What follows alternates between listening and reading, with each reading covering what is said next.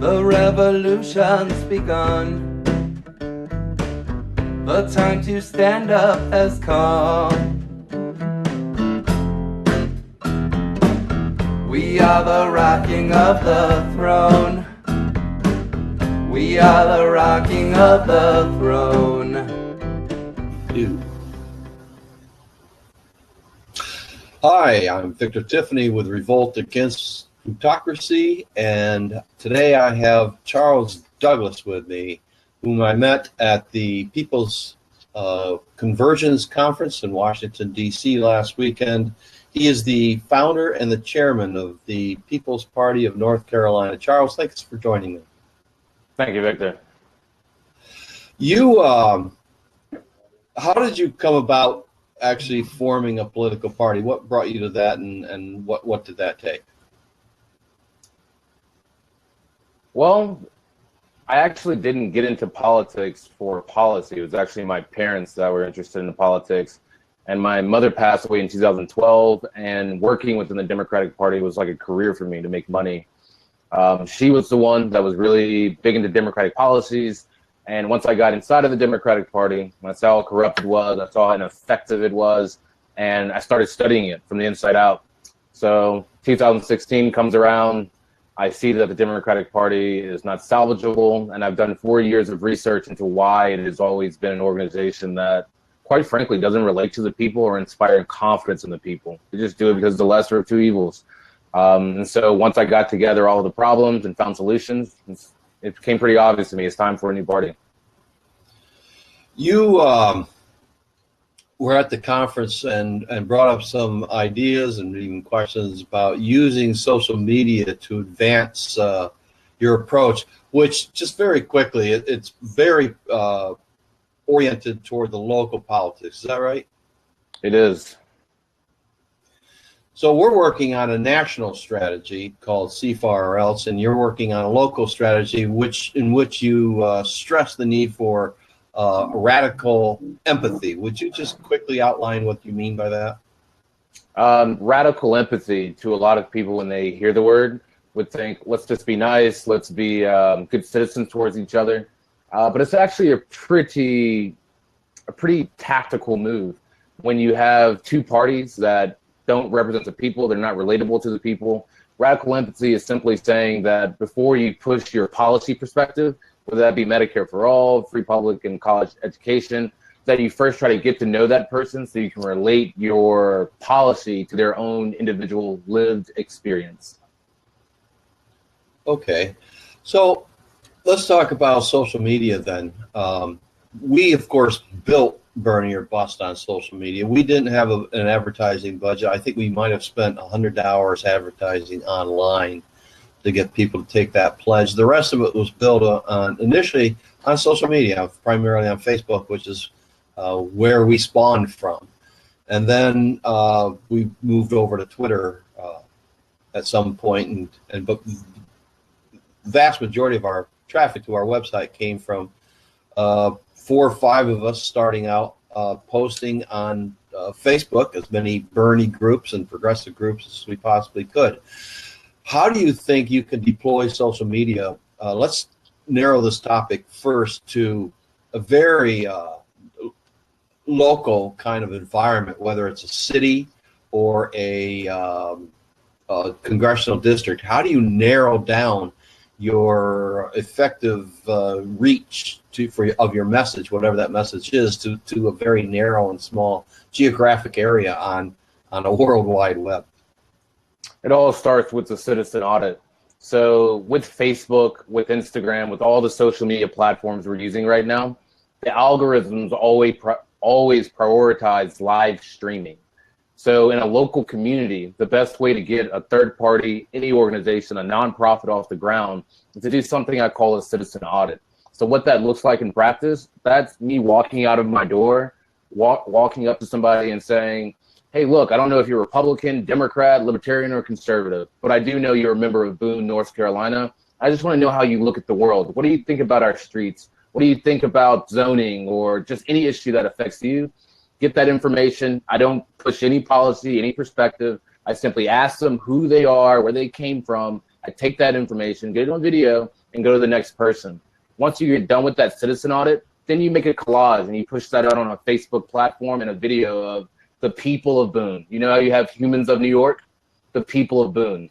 Two things come from that. The first is that when you're boosting a post on Facebook, it takes a lot of money to boost it all around the state or to even boost it in a region. But to boost it in a city is fraction of the money, maybe $20 to have everyone you actually had in that video you interviewed see that there's a political party, an organization that's asking them questions and actually showing off what people believe. The second part is simply doing an interview after the fact. Once you've talked to enough people, a big sample of your community, then you can actually come up with innovative visionary ideas for local politics. So for instance, here in Boone, we have a big parking issue. One of the ideas we're proposing is having a parking deck downtown, but also terraforming it to where you have community gardens. It looks fresh, it looks vibrant. And this is an idea that nobody has. That's how you can take social media and make it local, but also make it powerful. How do you think you can, or do you think you can expand that to a larger geographic area, but not nationwide? I mean, burn or bust was easy, right? Because all we needed was an American to sign the pledge, and that's all the requirement was. Didn't even have to be a registered voter, just an American. So we had big, huge, broad geographic boundaries, and even we had a lot of people who took the pledge based in Europe, Americans who were abroad. But it was pretty obvious that burn or bust was a national thing. So how do you expand what you're describing to a region, a congressional district, or even a state, and then limit it there? Boom, stop. So if you're in North Carolina, you don't want to be getting people necessarily involved in the People's Party of North Carolina if they live in Georgia or if they live in South Carolina or something like that. How do you think you can limit the scope of geographic scope of your social media outreach? I think it's easily scalable. So if you're having in your individual city a few people from whatever organization running around with a camera, basically just asking citizens what they think, then you have a bunch of documentaries or collages of citizen input in your state. I would suggest, I haven't gotten to this point yet, but I would suggest that in each city you submit, or that county organization, that city organization, submit one video of one citizen that just really hits on the nail what it's like to be a citizen in Boone, what it's like to be a citizen in Raleigh, Charlotte, Durham, Greensboro, and then submit that to the state leadership, state organization, and create a massive documentary that you sponsor, boost on Facebook throughout the state, and just lock in those parameters.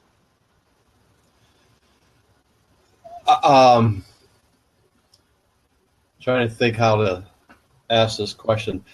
Do you have other people who are actually doing this at this point in the party you founded, or is it just Charles Douglas?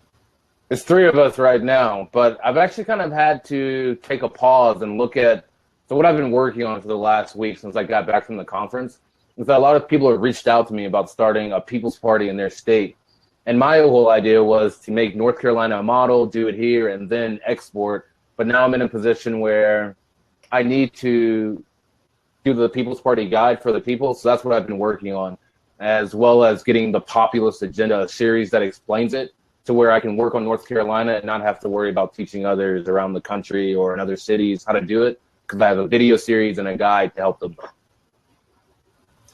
Yeah, you might check out our website. That's exactly what we're doing.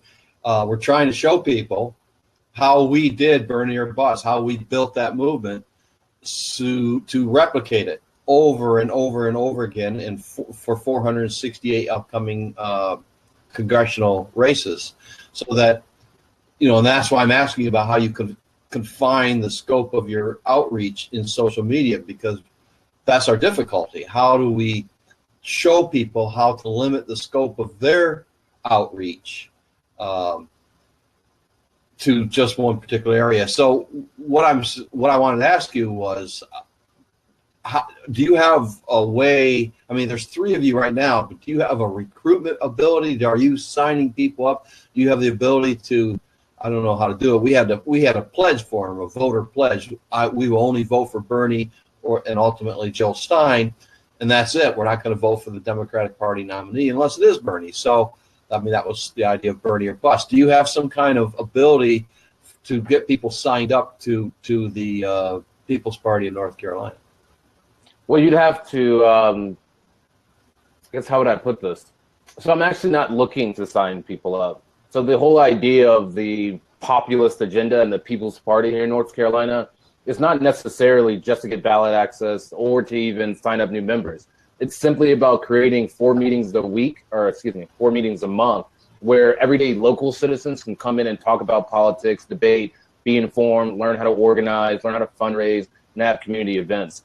I know that we're on a time crunch and that we need to build support and we need to recruit, but I don't think we'll do that effectively, from my experience in the Democratic Party, if we started off with, hey, I got to recruit, I need you to do this, I need you to do that. I think they have to warm up to the idea of a third party before I start telling them what that third party is all about. Does that make sense? Yeah, it does. I was just wondering how, sorry about that. I have to accidentally stop my watch so I can keep an eye on the frame here. I was just wondering because when we did that, I mean, we had a strategy of network marketing of 2 times 2 times 2 times 2 in terms of taking the pledge. Take the pledge, but don't just take the pledge. You also need to go out and get 2 more people to take the pledge. Find 2 people. And that didn't work. Right? The people just didn't do that. If it did do that, we would have had 1 million people in a month. That's the beauty of the power of 2. So we ended up using other techniques, and that's why I asked you about it, because we reached out to everyone who took the pledge and told them or asked them if they would be willing to help promote the pledge. And that's how we built the movement. We just basically created a small platoon of activists all over the internet, all over the United States, promoting the pledge on Facebook, on Twitter, on other social media. So we built this promotional army, and I was just wondering if you had anything like that. Honestly, I think we're doing the exact same thing, except for you're on a national scale and I'm on a local. So while I don't have any registered populists, it's pretty interesting to me that all around my city, there are people that are saying, I guess I could be a populist. You know, I'm tired of the Democratic Party. Oh, the Republican Party don't even care about the little guy. But the infrastructure for it would be a great undertaking. And while I have the plan for it, I think it's more important to get people happy about democracy, excited about citizenship, before you start telling them to put a label on. Because our generation, especially millennials, are so afraid of labels, but they're also the ones that can make things go viral on the internet and on social media, and I'm trying to pay attention to that. Yeah, when I gave the workshop on our new strategy, CFAR or else, in Minnesota at the Democracy Convention early August, one of the things I stressed was our desire to avoid labels. And I even had Nick Brana ask me last weekend, why don't you talk about progressive contract? And at the convention, I said, you know, whatever label you use, progressive, liberal, Tea Party, conservative, you're automatically turning off a large segment, a majority of the people out there. Just any label you use, there is not one label that represents the majority of Americans. So you're turning off before they ever get to the point of, in your case, listening to your ideas or having a conversation with you about ideas. And in our case, getting to the point of looking at the Contract for American Renewal. We didn't want that. So populist is as close as we came to a label. And of course, that could be right-wing populism or left-wing populism. And that's exactly the kind of vagueness we intended, because we just don't want people to shut their minds off before they get to where you want them to go, which is read this contract and you know, respond to that, not to the labels. Exactly. And that's the other thing about this local politics, is that I think something that third parties have always miscalculated is that they always start conversations in local communities with, this is what we believe. And I think it would be so much more powerful if you start the conversation with, who is our community? Like, who are you? What do you believe? What are some values and some policies that locally we can get behind? And then get a couple local communities together, and what are some regional policies we can get behind? And then creates a state. It's got to be built up, even though it's harder.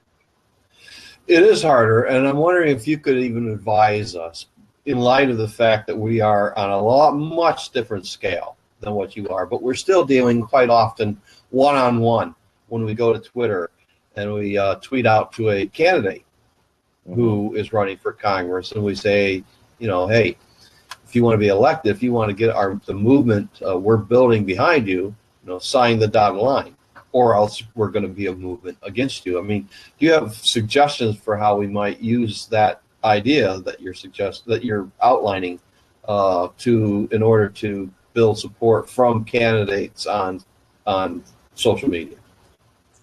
I almost hate to say this, but it wouldn't be the worst idea to take a page from capitalism's book.